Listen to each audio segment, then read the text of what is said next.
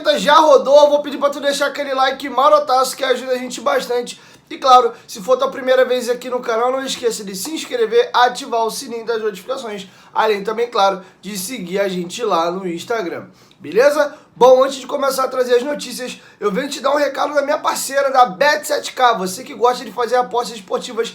A Bet7k é a aposta do momento. Na Bet7k você tem as seguintes vantagens. Eles te dão um bônus sempre no seu primeiro depósito. No seu primeiro depósito, botou 100, vira 200, botou 200, vira 400, botou 1.200, vira 2.400. 1.200 de bônus é o limite máximo. Lembrando também que você tem a indicação premiada. Tá passando na tela para vocês aí o número de WhatsApp deles. Se você indicar um amigo, você ganha R$20 para poder estar fazendo as suas apostas. Eles pagam rápido também, logo assim depois da aposta encerrada, você recebe através de Pix. Bet7k é parceira do canal Futebolaço. O link tá aqui, ó, na descrição do vídeo e no primeiro comentário fixado. Bom, galera, vamos começar o vídeo aí com a grande notícia. Informação exclusiva aqui do canal Futebolaço. Acredito que vai passar também lá nos companheiros do canal Atenção Vascaínos.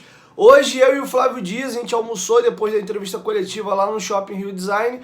E saindo do restaurante, indo embora para poder pagar o estacionamento, trombamos com quem? Allan Kardec. Tava ele e as suas duas filhinhas. Allan Kardec tava até à vontade, férias, bermuda, chinelo, camiseta. Tá até passando na tela para vocês aí a foto que eu tirei com o Kardec e o Flávio Dias também. E a gente aproveitou a estadia do Kardec ali para conversar e tal. Eu tenho um podcast, o Atenção Vascaínos tem um deles também. A gente convidou ele para poder participar do podcast. Tenho que mandar um abração pro assessor dele lá, que foi super receptivo com a gente. E a situação é a seguinte, aproveitando, faro de jornalista, né, a gente começou a fazer algumas perguntas.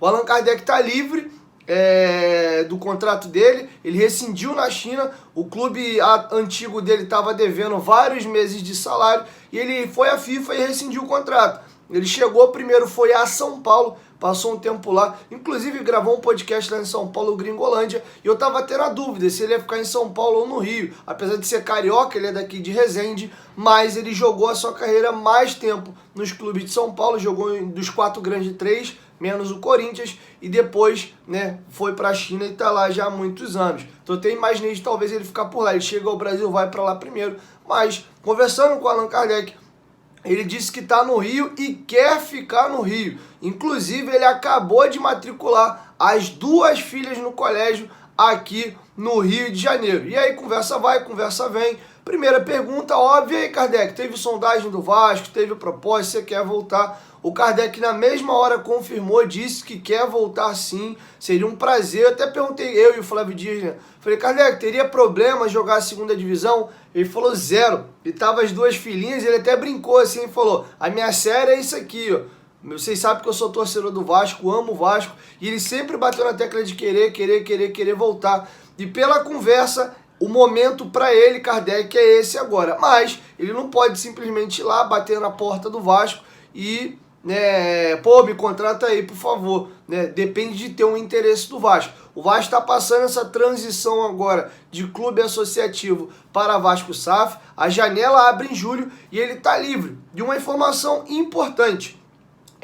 Ele disse que recebeu 2 propostas oficiais no preto e no branco, uma do Rio Grande do Sul e uma do Rio de Janeiro. Essa proposta do Rio de Janeiro ele tinha até aceito, que a preferência dele é permanecer no Rio de Janeiro, mas o negócio acabou não concretizando porque não teve a agilidade do negócio caminhar a tempo antes da janela fechar. Então o negócio melou por esse motivo. E abro um parêntese aqui, eu diria para vocês aí que esse clube é o Botafogo. Saiu matéria, inclusive, a respeito disso, naquele período ali do final do mês de abril, e o Fluminense hoje tem um Germancano. O Fred está para se aposentar, eles têm um Cano, e o Flamengo hoje está bem servido de centroavante. Então, ele não falou com a boca dele, confirmou que teve uma proposta do Rio e uma do Sul, e tinha aceitado essa proposta do Rio, mas o negócio acabou não indo à frente. Ele quer permanecer no Rio, matriculou as filhas dele no colégio, ele está aqui no Rio de Janeiro, até vai para uma pescaria semana que vem,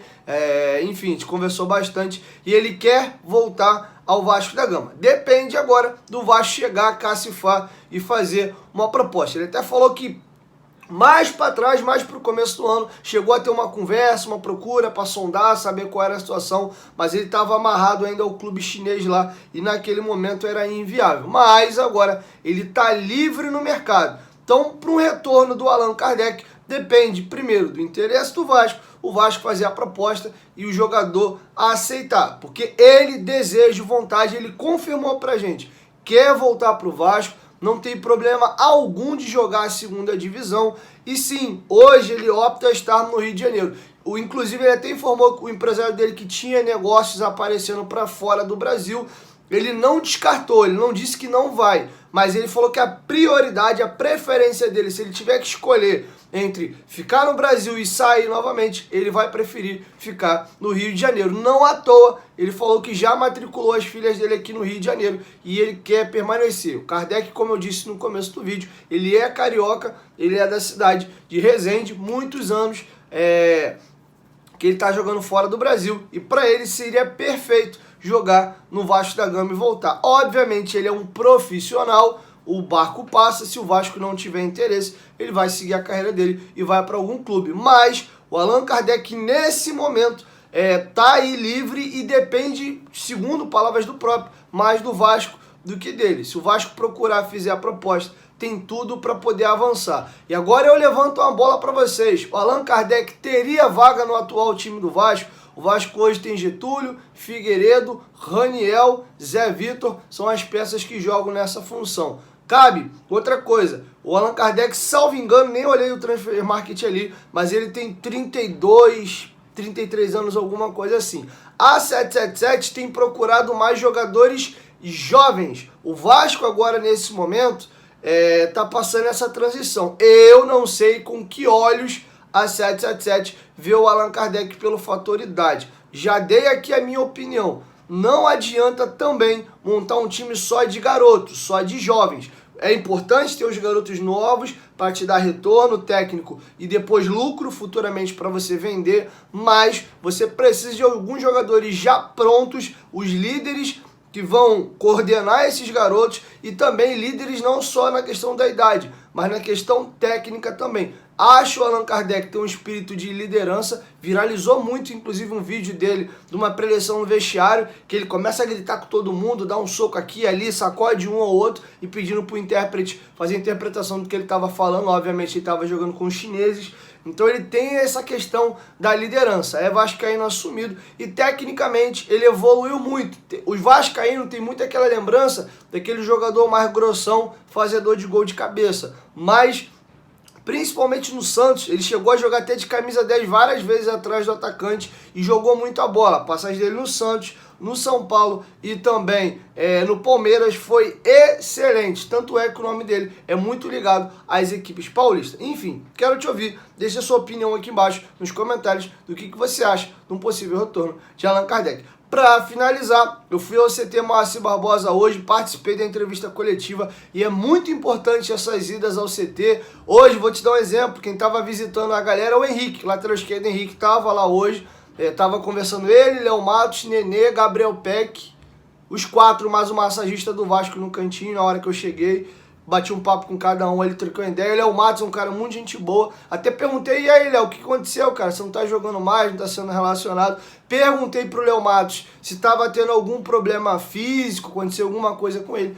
Ele disse que não, foi apenas a opção do Zé Ricardo mesmo. Disse que não tem nenhum problema. Recentemente agora ele teve uma dengue, foi o que ele me confirmou, mas já está recuperado. Cara bem bacana, troquei uma ideia com ele bem legal. Enfim, vou deixar com vocês agora para encerrar o vídeo uma pergunta que eu fiz ao Zé Ricardo na entrevista coletiva. Uma coisa que chamou muito a atenção no bastidor da vitória do Vasco, eu não lembro se foi contra o CSA.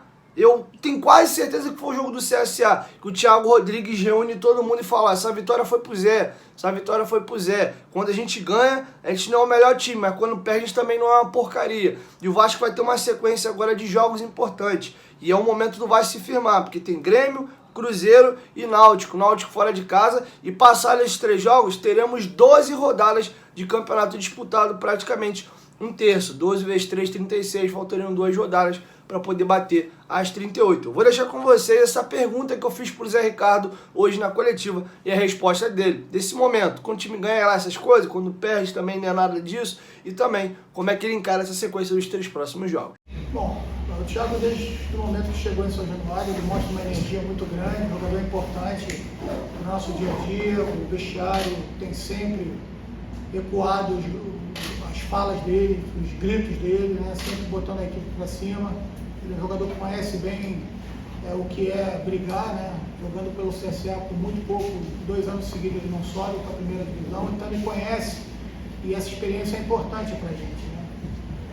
Apesar de tudo isso, eu não tenho aquele contato tão grande com ele no dia a dia, porque ele fica com a preparação dos goleiros, com o professor Daniel, com o professor Zé Alberto, com os outros goleiros, e o nosso contato acaba sendo um pouquinho menor.